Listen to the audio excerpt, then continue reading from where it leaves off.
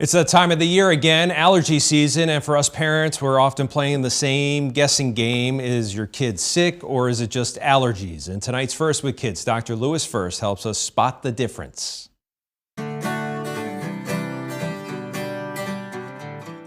With more and more people being vaccinated against COVID this spring, parents have still been itching to ask me how they can tell the difference between an allergy and that common cold. So here goes. 40 to 50 million Americans are affected by allergic diseases. While most kids with a common cold and allergies will have noses that run, kids with allergies will do a lot more sniffling and sneezing, not to mention itching, along with having more watery eyes with dark circles from rubbing them so much due to allergic irritation.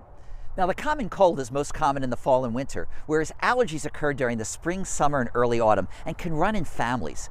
Common colds will last 7 to 10 days, while allergies, they can last for weeks or even months. If you think your child has an allergy, speak with your child's healthcare professional who may help make the diagnosis or may refer your child to a pediatric allergy specialist who can do some further skin and blood testing to confirm the diagnosis of an allergy and what's causing it.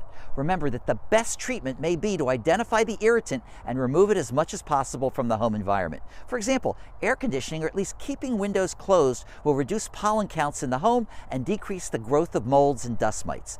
Your child's doctor or that allergy specialist may recommend a medication such as an antihistamine or a nasal spray steroid that can usually help treat the problem, and if not, other allergy treatments may be recommended. Hopefully, you'll find tips like these will put you in the know when it comes to knowing when your child has an allergy rather than that pesky common cold. This is pediatrician Dr. Lewis First from the University of Vermont Children's Hospital, reminding you to always be first with your kids.